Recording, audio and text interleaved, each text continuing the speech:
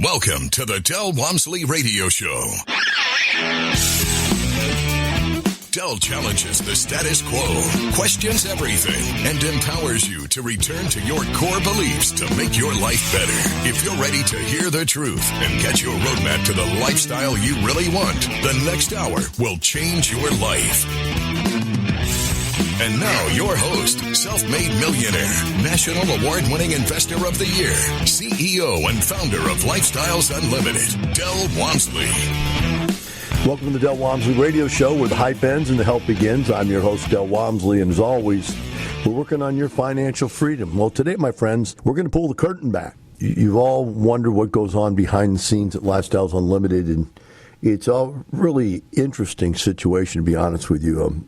Really hard for most people to believe. I've got lots of people that are trying to copy me, and they go out there and they've got 2 or 3 people that work for them, and the same people consult that sell memberships, that do the marketing, whatever. It's just somebody here trying to make a living working at something like this. Whereas what I did was 30 years ago, I designed a complete program, decided that it was going to be the best in the world, and went to work creating that situation. Now, to do that, you have to realize a certain couple of things that are important. I'm going to lay this out for you before I bring on the guest today, and then I'm going to be very careful about how I bring on the guest, because I have a lot of different topics I want to touch on that are very touchy topics when it comes to understanding people. So let's first start with this concept. I have a belief, and that is that we touch about 10% of the people out there. So if this radio station is listening to 450 million people here in the country, 10% of 450 is whatever that is, 40 million people out there that might believe what I believe, or would even be willing to listen to my perspective of what I believe.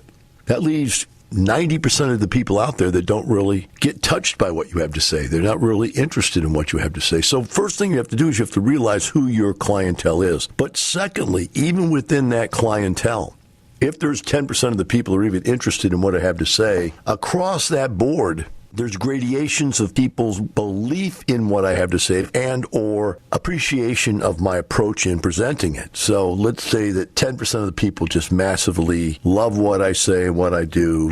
10% probably don't. And so as you go out there and you have the other 80% in the center, you have to do something that's going to solidify in a company your customers and how they're going to fit into all that. So I had to hire people to do things that are counter to my personality. And to do that, I also have to hire people that are counter to my skill set. And that's what we've done. Now, the individual we have coming on today was not particularly and did not particularly get into lifestyles because of all that. They got in because they were members, and they gravitated towards that. So we want to bring them on first bring her on first, a member, and then as an employee as we get further into the conversation. So with us here today is Claire Reeves. Claire, welcome to the show.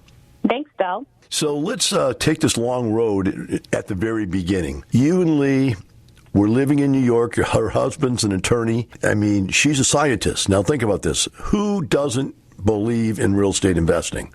Let me pick 2 people that would never believe in real estate investing. An attorney and a scientist. Highly educated people living in a state where we have almost no members because it's a state of arrogance where everybody there is smarter than everybody else. That's why you live in New York, because you're the sharpest blades in the whole country's world, whole country's drawer. And so these 2 people, a scientist and an attorney, somehow hook up with us. And Claire, I believe that the story goes something along the line that Lee found us and he was interested more than you were, and that you were rather skeptical. Why don't you pick it up at the beginning and tell everybody how Lee found us and what his thoughts were and what your thoughts were when you first started listening to us? Oh, sure. So we had just had our second child, and Lee there's a long story behind that, but he was working as an attorney for a big corporation that a portion of that corporation was being sold off. And that sales transaction was going to happen on my due date. And so his boss was making all kinds of comments like, you have to be here, can you put a cork in her, all these kinds of things. And it really made Lee realize that, he wanted more control of his time. He couldn't really take a lot of time off after we had the baby to spend time with us. He had to go back to work. And so while I was on maternity leave, I went down to North Carolina for my maternity leave, and Lee stayed up in New York working. And when he came to pick us up in North Carolina, he was like, I think I've found an answer, Claire. I want to get into real estate investing, and I have found this group down in Houston, Texas, that teaches people how to do it. And so I want to join this group. And I said, okay. And he told me the name, and I was like, are you crazy? It sounds like it's a, multi-level marketing scheme. I don't know what you're getting us into here, but if you want to check it out, I'm behind that. You can check it out. So that's what he did, and I think he started with just taking the online education from our apartment in New York, really dove into it, explored all of the classes. And as you noted in your intro, I really had no interest in it at all. I was still working as a scientist. I had invested a ton of my time and energy to become trained as a scientist, so I wasn't really interested in giving it up at that point in time. But if he wanted to pursue this, he could. That was his passion. And as things progressed, he decided he wanted to fly down to Houston to attend your 2-day, which he did. And that's when he came back, and he was like, he called me from the 2-day in Houston, was like, I'm going to join at Lifestyle's preferred membership level. And I was like, okay, I trust you. If you believe in this program and you think it will get you the results that you want to achieve, then I'm behind you. So he joined, and then we thought at the time that we might be moving to Nebraska, and that is where I am from originally. And so he bought 2 single-family homes out in Omaha, Nebraska, and he partnered up with my brother who lives out there. And so my brother kind of managed the on-site operation of that, and Lee managed the whole real estate transaction. And that kind of proved to us that the education worked and that you could be successful. And things just kind of spiraled from there. We ended up not moving to Nebraska because we couldn't get jobs there. It's a small market, and we just weren't having any success getting jobs. So that's when we decided to move to Houston, which I was not on board with, really, but Lee put together a PowerPoint file to convince me that. Are you kidding me? Now, guys, I got to cut you off for a second, Claire, because we have to have a second to laugh. Husbands, wives, when an attorney meets a scientist and you have to make a life decision, it takes a PowerPoint. Go on. It does. And the reason I told him I was a flippant comment, put it in a PowerPoint, convince me. Because as a scientist, I used PowerPoint all the time. That is how we communicated our results, our data, our scientific data. And I knew Lee had no clue how to operate PowerPoint, how to use it at all. And so I thought he would never do it. But he proved me wrong, and he did. So I knew a few people in Houston. I reached out to them. But ultimately, it comes down to you're married, and this is your significant other's dream. It's what they've always kind of wanted to do ultimately in life. And so I said, okay, let's give it a go. And we moved to Houston. I remember speaking to him, Claire, and it seemed to me that there was a lot more adamancy into the story than what you're talking about. That was along the lines of he really hated the concept of a corporate attorney. The way it was really more like being a employee of the lowest type other than being a highly educated, top-end type person. So we'll take a short break. We'll be right back. We'll pick it up from there. And the rest of you hang in here. We'll be right back with Claire Reeves and the Del Walmsley Radio Show.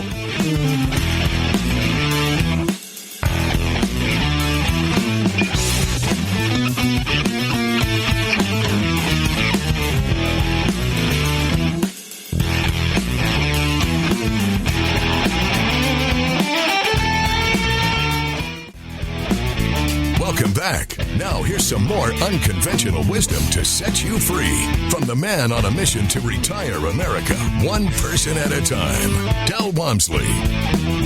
The Del Walmsley Radio Show. If you're just turning in with me, I have Claire Reeves with me here, a scientist by trade, married to an attorney by trade, living in New York and deciding to make a gigantic family move down to Houston because of some different issues that came up. And we were just getting into those issues as we went to break. So, Claire, again, I threw it at you that it's, Lee seemed really depressed when I talked to him. He really wanted to come. Tell us why you guys came. Pick it up again.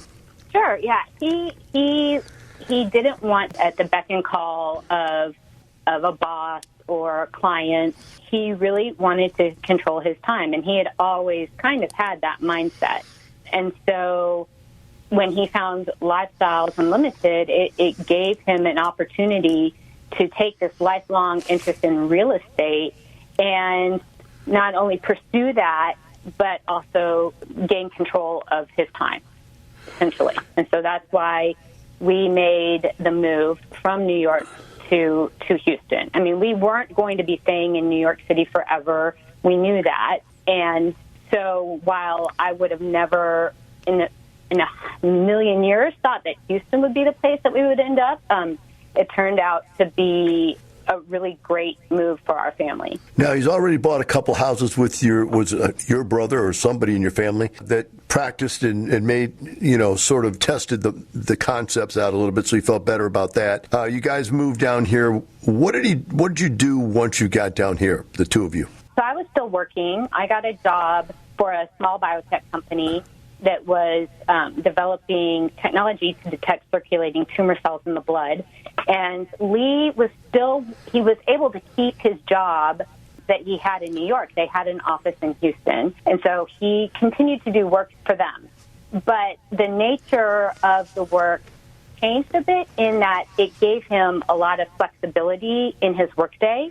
So when Lee got to Houston, then Lee decided to, instead of, originally he was going to keep going with single family, but I think getting to Houston and then going to multifamily road trips and networking with people at case studies and all these different things made him realize that he should immediately jump into multifamily investing. So he started to pursue that. He bought a small, I think it was 14 units to start. It was just him and one other investor, and he kind of cut his teeth on that deal. And I was still working. My job, I quickly realized that this little small biotech company, that it really wasn't the right fit for me. They were trying to use bad data to sell their system, and I wasn't really comfortable with that. So I ended up leaving that job, and I started working for a small bioscience writing and editing firm. And I was a managing editor for them, working from home. And ironically, I mean, as a scientist, you work hard, you work long hours, you work weekends because you need to go into the lab whenever the mice are ready to be analyzed or cells that you might be culturing. And so I thought that stepping away from bench work, scientific bench work, and working for a writing firm would be a little less demanding of my time, but it turned out to be even more demanding because it was a very small firm and we had clients from all over the world. And the expectation was that we had to answer emails within 4 hours of receiving them. So when you're getting emails from China and Japan and Korea, it ends up creating insanely long work days. So I was working around the clock, and I was miserable. And so I stuck with that job for about 2 years. Lee was pursuing, multifamily investing, and I reached a point where I just couldn't do it anymore. Our oldest daughter was in kindergarten, and I really wanted to be more involved with her school and volunteering and just be more present for my kids in general instead of working 60 hours a week. So I ended up quitting that science writing job and didn't really have a plan for what I was going to do. So after what I would call a phase of depression, because my identity was so tied up in being a scientist and the training that I had done, Lee was like, why don't you need something to focus on. Why don't you try buying some houses and doing, what Dell teaches on the single-family side. So I decided, okay, I'll go to the 2-day, which I did. I sat through the first day, and I was like, okay, I'm ready to go. I didn't need to go to the second day because I wasn't going to do multifamily, and I just jumped into single-family investing after hearing your first day of the 2-day, and ended up buying 6 houses within a 2-month time frame. So, yeah, I'm a type A, if you can tell. So let's talk about the meltdown of the skepticism. Where did it start to go away? When did you start to break through the skepticism that this sounds like a stupid thing to do? I knew that it worked out based off of those first 2 houses that Lee did, but I was still skeptical, if that makes any sense. It's not logical at all. But Lifestyles was just this unknown entity to me because I never really got involved with it. I never got my hands on it. So I think the skepticism finally went away when I myself put it to practice and bought those houses and started doing it, quite honestly. Okay. I'm just trying to work through, someone like a scientist thinks differently than the average person does. Much more intensity, much more specificity, I think, than the average person thinks about things. Yeah, and I think sitting in the 2-day and seeing the numbers, I think scientists are driven by data. So, seeing the numbers, you have to then believe that the numbers are real, right? And so then that's just from talking and building a relationship with them and trusting them. So, I knew it was real from Lee doing it. So, but then me actually taking the leap to do it myself is what really solidified things for me personally. All right, so let's move on along past that, because really there's a chasm here somewhere, and I don't know where the cliff is, so I'm going to have to have you help me get to the cliff so I don't fall off the side of it trying to take you there. And that is, you were working through this, doing these houses. Lee has been out here doing these apartments. Let's talk about I'm going to say a couple words until I come to a word that makes sense. The feel of the culture. Culture's it, probably the right word. We'll take a short break. We'll come back. We'll talk about the culture of Lifestyles Unlimited compared to the culture of where you and Lee came from. We'll be right back with Claire Reeves and the Del Walmsley Radio Show.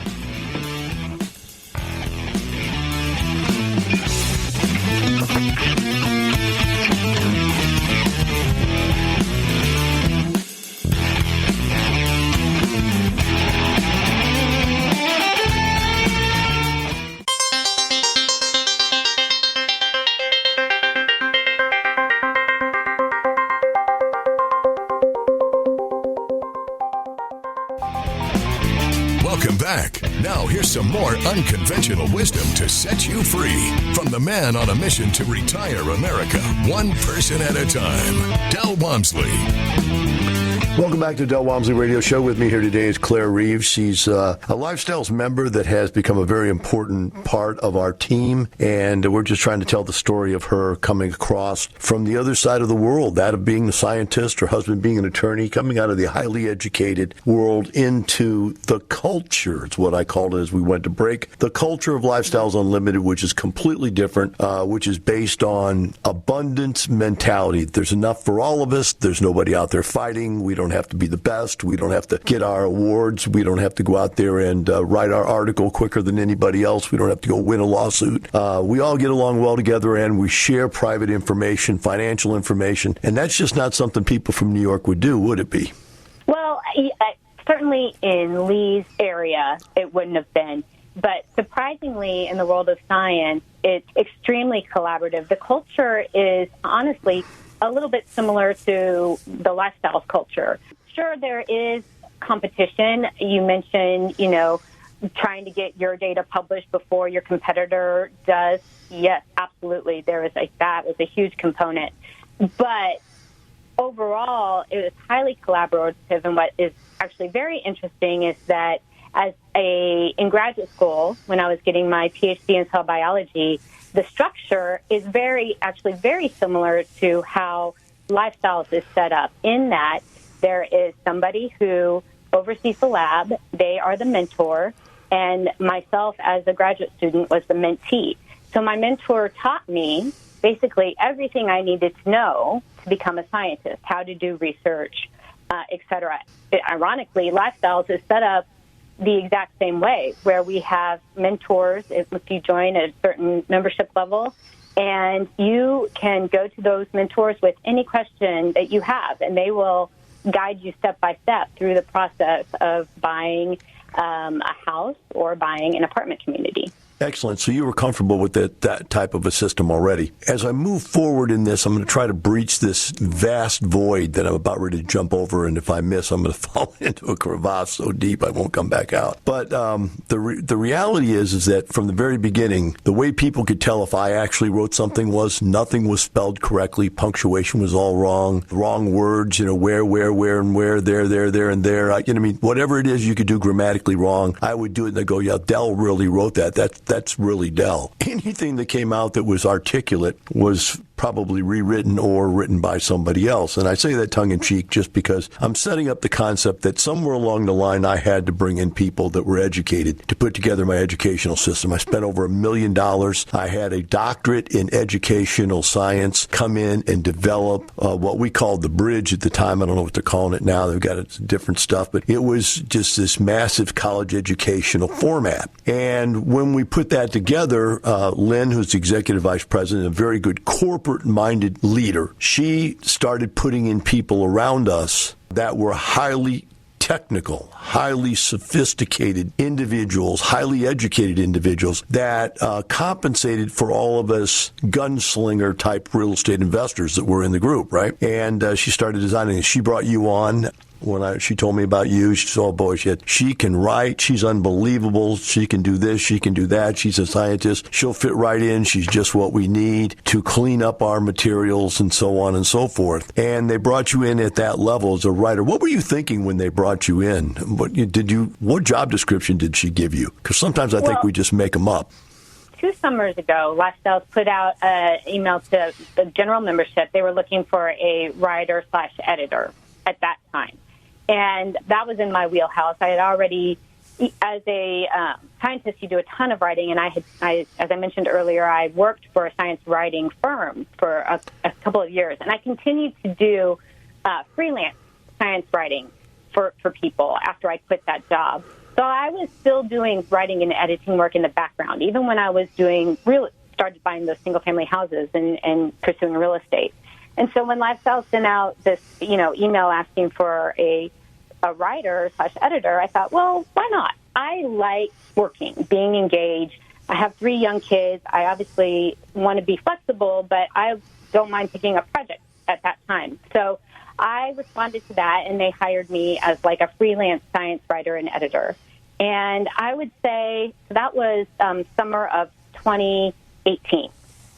And then in May, it was over Memorial Day, Lynn called me out of the blue and asked if I would be interested in being the Vice President of Education and Member Experience.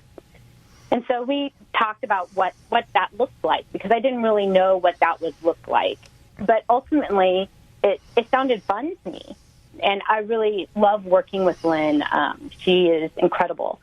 So I thought, yeah, let's try it. I mean, I understand all of the real estate lingo now, right? I understand how Lifestyles work. And so it's kind of a natural fit. And it's been just a little over a year. I started on July 1st of 2019 as the VP of Education and Member Experience. And there was a learning curve, but really my training as a scientist has given me all of the skills that I need to be VP of Education here at Lifestyles Unlimited.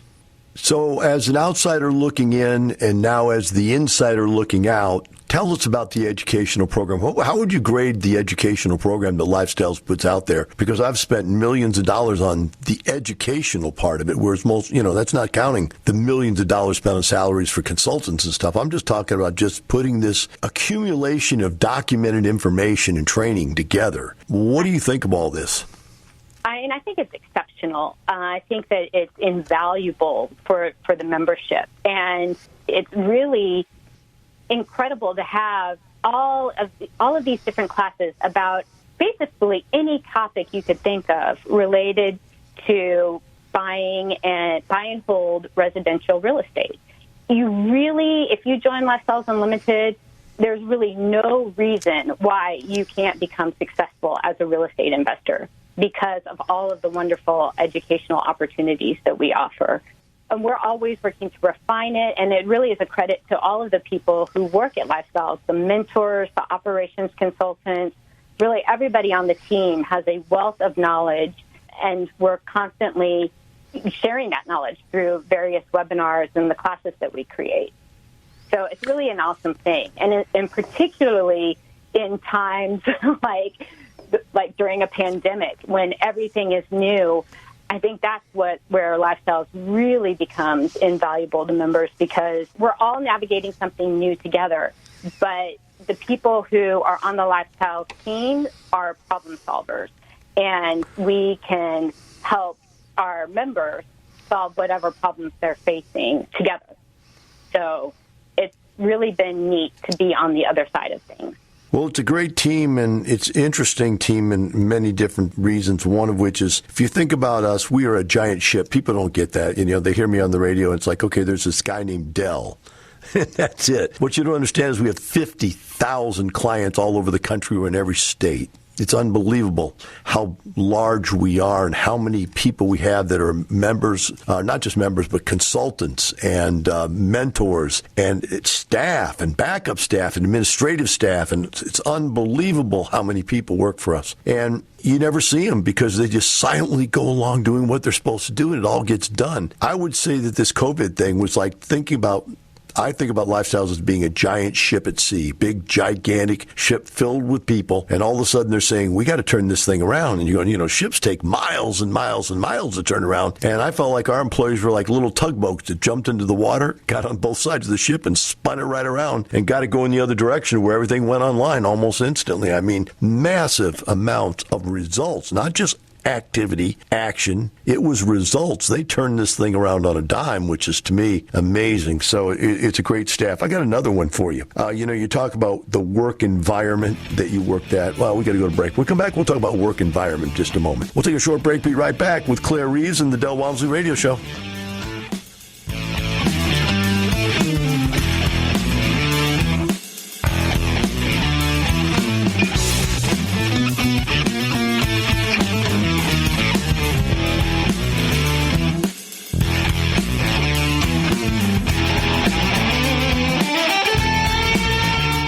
My friends, how many of you out there right now believe you have a plan? I followed the conventional plan for years, and then the conventional plan blew up in my face. I wonder how many of you can relate to that exact same thing.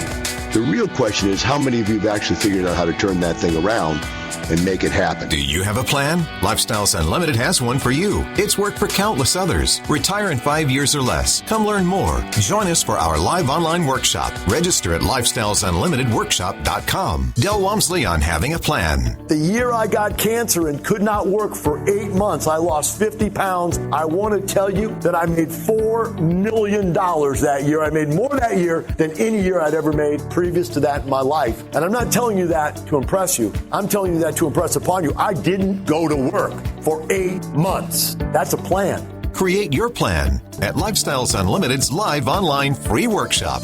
Register at lifestylesunlimitedworkshop.com.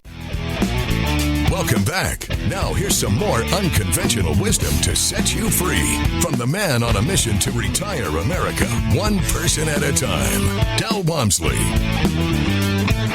Welcome back to the Del Walmsley Radio Show. With me here today is Claire Reeves. She is VP of Education and Member Experiences. Big title, big job. What do you touch, feel, see, smell, interact with at Lifestyles when you walk in the door? Well, that's what Claire makes sure is always the right thing, and that's her job. So, Claire, as we went to break, I told you we'd talk about culture in the workforce here, and I wanted to bring up something, a little story. About 5-6 years ago, we had found the people across the street, or across the hallway from us in Houston office, which was Riverstone Residential Real Estate Management Company, is a property management company, was leaving. We rented half of the building, and they rented half of the building, and the other half of the floor, and they decided to vacate, so they came to us and said, do you want the other half of the floor? And for years, I thought it'd be neat to have the whole floor floor. And then I was speaking with Lynn, and this was 5 or 6 years ago, and we realized at that time we had started a new policy where we had a couple of our staff members, VPs, working down in Florida. We had a couple of them, somebody working out in Phoenix, somebody working in Dallas, somebody working in San Antonio. We had one of them working in Las Vegas, and then a bunch more of them in Houston and so forth. And we realized that we really were changing the way we were doing business. And then when we realized we were going to go national, we realized we didn't need a concentration of people at one location. We needed people all over the country. So we changed our approach, and luckily for us, we did. Nowadays, I think companies with this COVID stuff are realizing that office space employment just isn't as effective as to be able to put people where they need to be and get stuff done. So you working in this environment, you're talking about a company where they don't tell you what time to get up, what time to be at work, where to go, what to do. They give you a task. This is your task. Sometimes we give you a challenge, help us figure out how to create the task, help us figure out how to create the map, but no one is following any of our employees around making sure they do what they do. How does that feel to work in an environment like that? Well, that was just second nature to me because, again, my scientific training, that's how you do science. You drive the research. It's up to you. You show up. No one's telling you how to spend your day or what you need to do. So if you want to be successful, you've got to get the job done.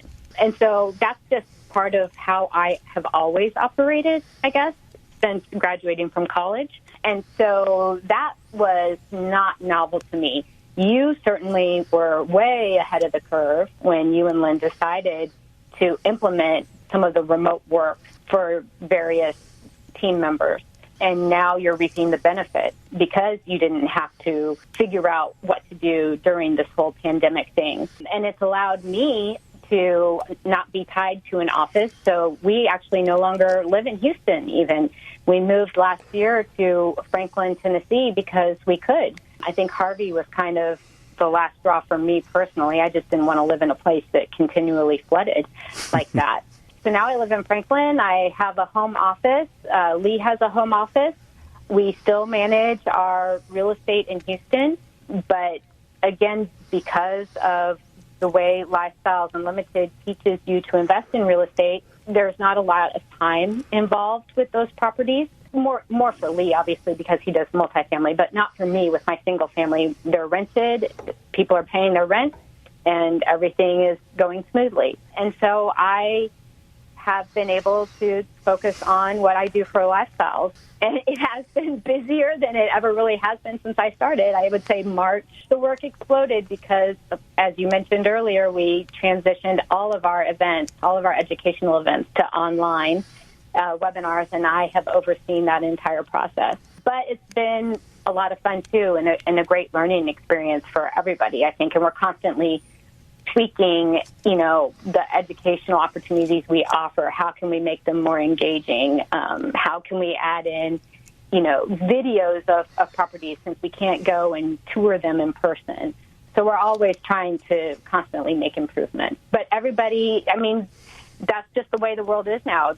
Everybody's online, and I talk to people on the team who lived in San Antonio or Dallas or Michigan, on a daily basis. And so that's really cool that technology allows us to do that. It is amazing how many different places we have people. And as I'm thinking about it, as you're talking about it, it really is. I got a question for you. This is a zinger. I get this one every once in a while. I just wanted to see what you do with it. I get this all the time. Del, why will these multi-millionaire, highly successful people, why are they willing to teach us how to do something? Any answer for that one? Why we're able to get these super successful people to give back? Why does anybody go and volunteer for any organization? It's the same concept. I think as humans, there's something in us that wants to give back, that wants other people to be successful. It's the same concept of, haven't you ever met somebody who, I'm doing a cleanse right now, Del, a 21-day cleanse, and now I want Lee to do it. When you have success with something, it's just human nature to want the people around you to have that same success and do it too. So I think that's all it is. It's not a huge mystery to me. Got it. Well, I really appreciate you coming on board and taking on this massive job that really before you were there, it wasn't even a job. We sort of invented it for you, and as all good things, it grew, and now it's a very, very important part of our company. So thank you very much for coming on today. Thank Lee for doing what he does for us, and for both of you, really appreciate it. For the rest of you out there, consider this. You've been stuck at the same job, in the same city, in the same home for your entire life. You get up every day and you get in the little squirrel cage and you run and run and run and run and run.